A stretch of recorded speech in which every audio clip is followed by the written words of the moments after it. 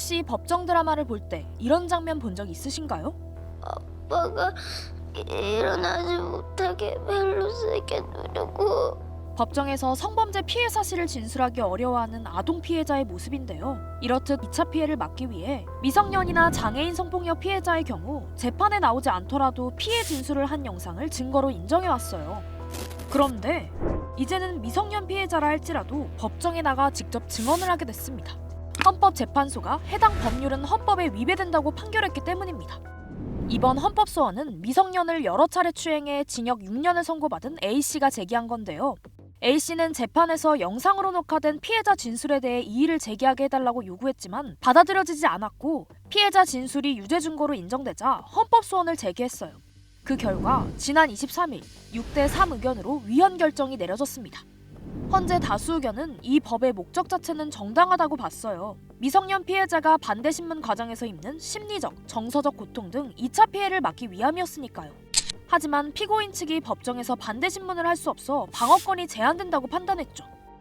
여기서 말하는 반대 신문이 뭐냐면요. 주 신문이 끝난 뒤 반대측 당사자가 증인을 상대로 행하는 신문을 말해요. 바로 이렇게요. 이상입니다. 변호인 측 신문하세요. 도영진 군과의 스킨십이나 혹은 더 깊은 관계를 전혀 예상하지 못했습니다. 재판장님. 합헌 의견을 낸 재판관 3명은 이 반대 신문이 피해자를 향한 공격으로 변질돼 피해자에게 수치심과 공포 등을 불러일으킬 수 있다는 의견을 내기도 했어요. 어쨌든 위헌 결정이 난 이상 바로 재판에 적용돼 미성년 피해자의 증언 영상이 증거로 채택되지 못할 것으로 예측되는데요. 이제 검찰은 다른 증거들로 혐의를 입증하거나 미성년 피해자가 직접 법정에 나와 피해 사실을 진술해야 하는 상황이 된 거죠. 그러다 보니 이번 위헌 결정을 둘러싸고 우려의 목소리도 많습니다. 반대 신문권이라는 게 상대방의 말을 이해하고 법정에서 이것을 설명할 수 있는 사람이 가능한 거거든요. 미취학 아동이라던가 전혀 낯선 환경에서 모르는 어른들이 있는 가운데서 질문하는 내용 이해하고 즉답을 해야 되는 거여서 물리적으로 일단 불가능한 피해자들이 많고요. 초등학생이나 미취학 아동의 경우에는 반대 신문 자체를 이해하지 못할 수 있어요. 또한 이 과정에서 2차 가해가 우려되는 만큼 아예 피해 아동을 법정에 세우지 않을 경우도 있을 수 있죠.